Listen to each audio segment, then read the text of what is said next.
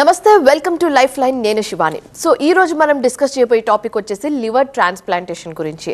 So వీటి causes, వీటి importance గురించి వివరించడానికి ప్రస్తుతం మనతో పాటు స్టూడియోలో ఉన్నారు doctor Rajesh Chandra from Manipal hospital Vijayawada. So ఆయనతో మాట్లాడి మరిన్ని వివరాలు అడిగి తెలుసుకుందాం. హలో డాక్టర్ గారు. నమస్కారం అండి. సో డాక్టర్ గారు, లివర్ ట్రాన్స్ప్లాంటేషన్ అంటే ఏంటి? లివర్ ట్రాన్స్ప్లాంటేషన్ అనేది ఒక అడ్వాన్స్డ్ ట్రాన్స్ప్లాంట్ సర్జరీ అండి. బేసికల్లీ ఇది పేషెంట్ యొక్క పాడైపోయిన లివర్ని ఆరోగ్యకరమైన లివర్ తోటి భర్తీ చేస్తారు ఈ సర్జరీ ద్వారా. ఆరోగ్యకరమైన లివర్ ఇవ్వగలిగే వాళ్ళు లివర్ డోనర్ ట్రాన్స్ప్లాంటేషన్ అంటారు, అలాగే డిసీజ్ డోనర్ ట్రాన్స్ప్లాంటేషన్ అంటారు. అంటే ఫ్యామిలీలో ఉన్న ఆరోగ్యకరమైన హెల్తీ డోనర్స్ ఎవరైనా వాళ్ళ ఫ్యామిలీ మెంబర్స్ కోసం లివర్ డొనేట్ చేయొచ్చు. దాన్ని లివింగ్ డోనర్ ట్రాన్స్ప్లాంటేషన్ అంటారు. అలాగే డిసీజ్ డోనర్ అంటే బ్రెయిన్ డెడ్ అయిన పర్సన్స్ వాళ్ళ ఫ్యామిలీ కన్సర్న్ తీసుకొని ఆ లివర్ని అవసరమైన వాళ్ళకి లీగల్లీ డిస్ట్రిబ్యూట్ చేయడం జరుగుతుంది. ఓకే. సో డాక్టర్ గారు, ఇప్పుడు ఎవరెవరికి లివర్ ట్రాన్స్ప్లాంట్ అవసరం పడుతుంది? లివర్ ట్రాన్స్ప్లాంటేషన్ ముఖ్యంగా అడ్వాన్స్డ్ స్టేజ్ ఆఫ్ సిరోసిస్ అంటారు. అంటే పేషెంట్కి సిరోసిస్ డయాగ్నోస్ అయిన తర్వాత లివర్ నార్మల్ అయ్యే అవకాశం ఉండదు. అలాగే పొట్టలో నీరు చేరటం, బ్లడ్ వాంతులు అవ్వటం, అలాగే మతిమరుపు రావటం, గందరగోళంగా ఉండటం, హెపాటిక్ ఎన్కెఫలోపతి అంటారు. ఇలాంటి సైన్స్ ఉన్న వాళ్ళు అడ్వాన్స్డ్ లివర్ సిరోసిస్ కింద కన్సిడరేషన్ చేస్తాము. వాళ్ళకి లివర్ ట్రాన్స్ప్లాంటేషన్ అవసరం పడుతుంది. అలాగే కొద్ది వారాల నుంచి రోజుల్లోపే లివర్ చెడిపోయే అవకాశం ఉంటుంది కొద్ది మందిలో. వాళ్ళని ఫల్మెంట్ లివర్ ఫెయిల్యూర్ అంటారు. వీళ్ళు కూడా ట్రాన్స్ప్లాంటేషన్ చేయించుకోవాల్సిన అవసరం ఉంటుంది. అలాగే హెపటోసెల్యులర్ కార్సినోమా అంటారు, అంటే లివర్ క్యాన్సర్. ఇది మనం ఎర్లీగా డిటెక్ట్ చేయగలిగి బ్యాక్గ్రౌండ్ సిరోసిస్ కనుక ఫేవరబుల్గా లివర్ ఫంక్షన్స్ కనుక అడ్వాన్స్డ్ సిరోసిస్లో లేకపోతే క్యూరేటివ్ ఆప్షన్ వచ్చి లివర్ ట్రాన్స్ప్లాంటేషన్. అలాగే జన్యుపరంగా వచ్చే ప్రాబ్లమ్స్, మెయిన్గా పిల్లల్లో బిలియరీ అట్రీషియా అంటారు, వీళ్ళకు కూడా లివర్ ట్రాన్స్ప్లాంటేషన్ అనేది అవసరం. సో డాక్టర్ గారు, ఇప్పుడు లివర్ పాడైపోవడానికి లేకపోతే లివర్ ఫెయిల్ అవ్వడానికి మెయిన్ కాజెస్ ఏమై ఉండొచ్చు అంటారు? లివర్ పాడైపోవడానికి మెయిన్గా మద్యం, ఆల్కహాల్ తీసుకోవటం, అలాగే హెపటైటిస్ బి, హెపటైటిస్ సి, అలాగే ఇప్పుడు non alcoholic fatty liver disease, అలాగే అన్కంట్రోల్డ్ షుగర్స్ ఉండటం, ఒబేసిటీ, అలాగే ఆటో ఇమ్యూన్ లివర్ డిసీజ్ అంటారు. అంటే మన బాడీలో ఉన్న రోగ నిరోధక శక్తి మన అవయవాల మీద పనిచేయటం, అలాగే లివర్ మీద పనిచేయటం వల్ల లివర్ చెడిపోవడం జరుగుతుంది. దాన్ని ఆటో ఇమ్యూన్ లివర్ డిసీజ్ అంటారు. ఈ కండిషన్స్లో లివర్ సిరోసిస్ కింద మారే అవకాశం ఉంది. డాక్టర్ గారు, ఒక మనిషి లివర్ డొనేట్ చేయాలంటే ఎలాంటి క్రైటీరియాస్ని, ఎలాంటి పాయింట్స్ని కన్సిడర్ చేస్తే బెస్ట్ అని చెప్తారు? లివర్ డొనేట్ చేయడానికి మెయిన్గా 18 years అబోవ్ ఉండాలి, అండ్ అప్పర్ లిమిట్ వచ్చి 60 years.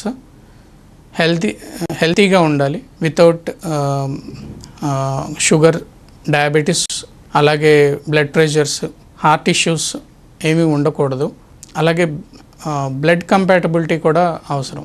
సో డాక్టర్ గారు, ఇందాక మీరు అన్నట్టుగా బ్లడ్ కంపాటబిలిటీ కూడా చాలా ఇంపార్టెంట్ అని చెప్పారు. సో ఎందుకు బ్లడ్ గ్రూప్ ఎందుకు మ్యాచ్ అవుతే బెస్ట్ అని చెప్తారు? లివర్ ట్రాన్స్ప్లాంటేషన్ చేసేటప్పుడు డోనర్ నుంచి తీసుకునే గ్రాఫ్ట్ రెసిపియంట్కి పెట్టడం ద్వారా ఆ బాడీలో ఇమ్యూన్ సిస్టమ్ యాక్టివేట్ అయ్యి ఆ గ్రాఫ్ట్ మీద పని చేయకుండా ఉండాలి అంటే ముందుగా బ్లడ్ కంపాటబిలిటీ అనేది చాలా important. Same blood group match అయితే రిజెక్షన్ రేట్స్ అనేవి తక్కువగా ఉంటాయి. ఓ బ్లడ్ గ్రూప్ ఉన్నవాళ్ళు అందరికీ డొనేట్ చేసే అవకాశం ఉంటుంది. ఏబి బ్లడ్ గ్రూప్ ఉన్నవాళ్ళు ఎవరి దగ్గర నుంచి అయినా తీసుకునే అవకాశం ఉంటుంది. ఇప్పుడు ట్రీట్మెంట్ విషయానికి వస్తే లివర్ ట్రాన్స్ప్లాంటేషన్ ప్రాసెస్ మొత్తం స్టార్టింగ్ నుంచి ఎండ్ వరకు ఎలా ఉంటుంది? లివర్ ట్రాన్స్ప్లాంటేషన్ వచ్చి ఇప్పుడు suppose living donor liver transplantation అయితే ఫస్ట్ బ్లడ్ గ్రూప్ మ్యాచ్ చేసి డోనర్ యొక్క లివర్ ఎలా ఉంది, లివర్ హెల్త్ ఎలా ఉంది, దానికి సంబంధించిన ఇమేజింగ్ టెస్టులు చేసుకోవటం, దాని తర్వాత లివర్ ట్రాన్స్ప్లాంటేషన్ సర్జరీ ప్లాన్ చేసుకోవచ్చు. If suppose disease donor liver transplantation అయితే బ్రెయిన్ డెడ్ అయిన వ్యక్తి యొక్క ఫ్యామిలీ మెంబర్స్ కన్సెంట్ తీసుకొని లీగల్ ఫార్మాలిటీస్ పూర్తయిన తర్వాత ఆర్గాన్ రిట్రైవల్ అనేది స్టార్ట్ చేస్తారు. అలాగే అట్ ది సేమ్ టైం ఎవరైతే రెసిపియంట్ ఉన్నారో వాళ్ళని కూడా హాస్పిటల్లో అడ్మిట్ చేసి ఆపరేషన్ థియేటర్లో తీసుకుంటారు. ఈ ఆర్గాన్ని రిట్రైవల్ చేసిన తర్వాత పెర్ఫ్యూజన్ మెయింటైన్ చేయడానికి స్పెషల్ మెథడ్స్ ఫాలో అయ్యి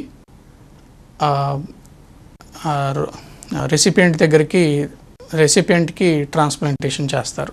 సో డాక్టర్ గారు, పోస్ట్ ట్రీట్మెంట్ లివర్ ట్రాన్స్ప్లాంటేషన్ తర్వాత పేషెంట్స్ ఎలాంటి టిప్స్ని ఫాలో అయితే, ఎలాంటి జాగ్రత్తలు తీసుకుంటే మంచిదని చెప్తారు? ముందుగా ట్రాన్స్ప్లాంట్ అయిన వాళ్ళు అరౌండ్ 2 to 3 weeks హాస్పిటల్లోనే ఉంటారు. ఆ తర్వాత వాళ్ళు పూర్తిగా కోలుకోవటానికి 3 నుంచి 6 నెలలు సమయం పడుతుంది. వీళ్ళు తప్పనిసరిగా తీసుకోవాల్సిన జాగ్రత్తలు వచ్చి ఫస్ట్ ఇమ్యూనో సప్రెషన్ ట్యాబ్లెట్స్ ఉంటాయి. ఆ ట్యాబ్లెట్స్ క్రమం తప్పకుండా వేసుకోవాలి. అలాగే ఇన్ఫెక్షన్ రాకుండా జాగ్రత్తలు తీసుకోవాలి. అలాగే ఫ్రీక్వెంట్ ఫాలోఅప్ విజిట్స్ తీసుకొని ఇమ్యూనో సప్రెషన్ మెడికేషన్స్ని అడ్జస్ట్ చేసుకోవాలి. హెల్తీ డైట్ తీసుకోవాలి.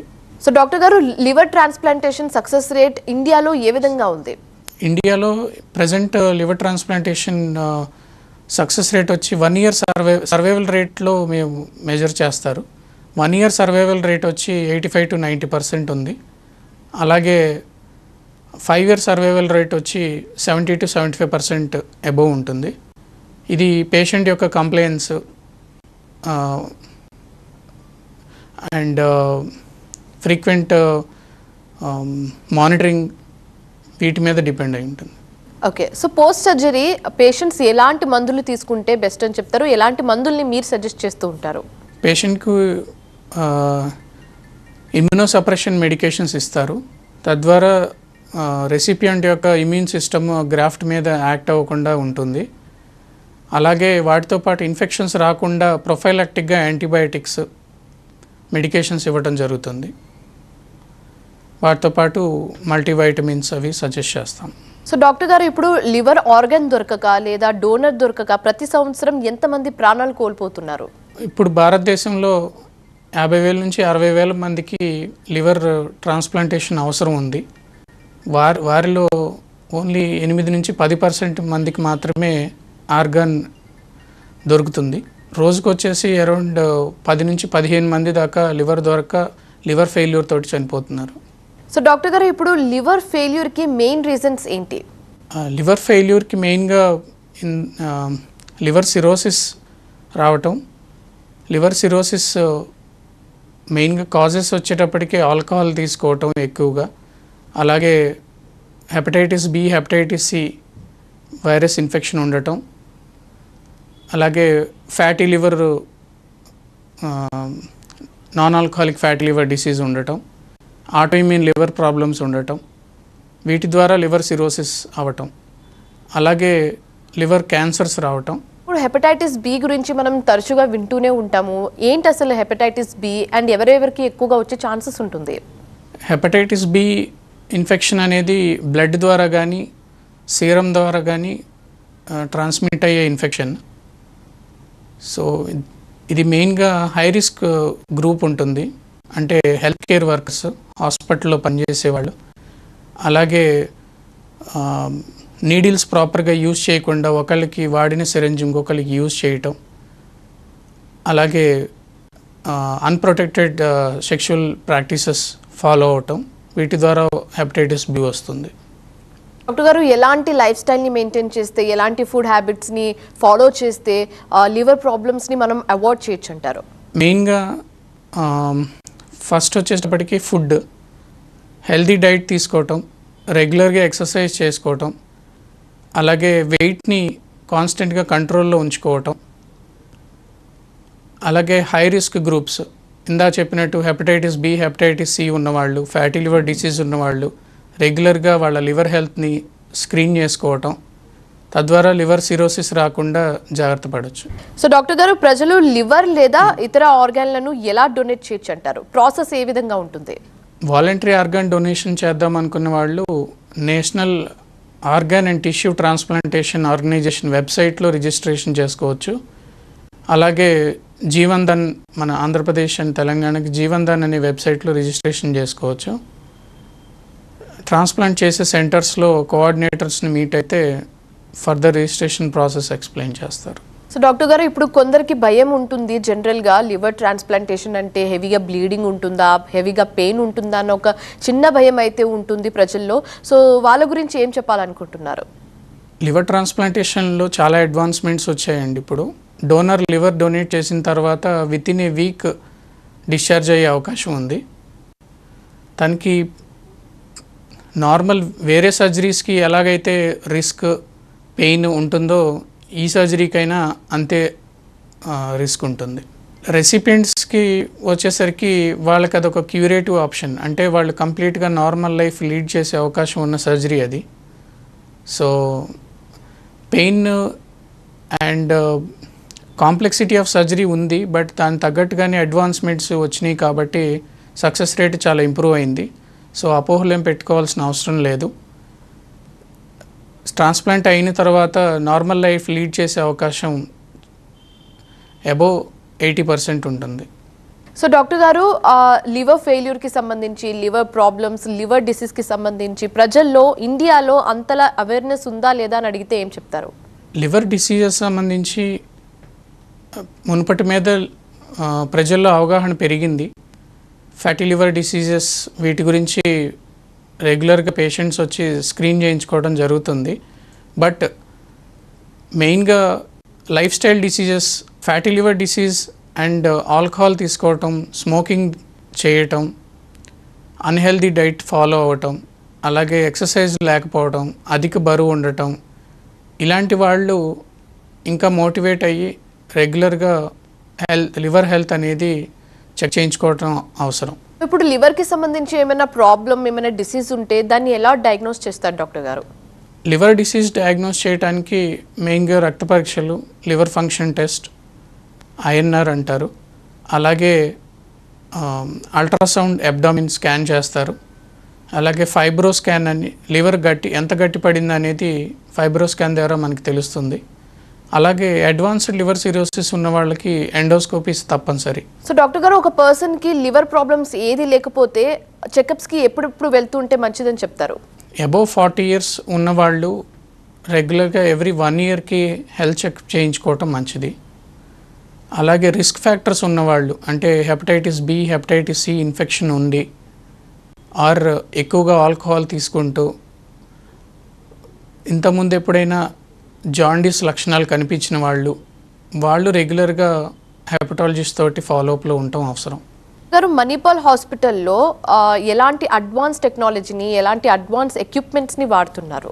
మణిపాల్ హాస్పిటల్స్లో లివర్ ట్రాన్స్ప్లాంటేషన్స్ జరుగుతున్నాయి. అవి మంచి సక్సెస్ రేట్ కూడా సాధిస్తున్నాయి. మెయిన్గా వచ్చి పీడియాట్రిక్ లివర్ ట్రాన్స్ప్లాంటేషన్స్ ఆంధ్రప్రదేశ్లోనే ఫస్ట్ టైం చేశారు. అలాగే కంప్లీట్ లివర్ ట్రాన్స్ప్లాంటేషన్ టీమ్లో ICU doctors, ICU backup, hepatologist backup, anaesthesia backup స్ట్రాంగ్గా ఉండటం వల్ల ఈ సక్సెస్ రేట్ అందుకోగలుగుతున్నాం.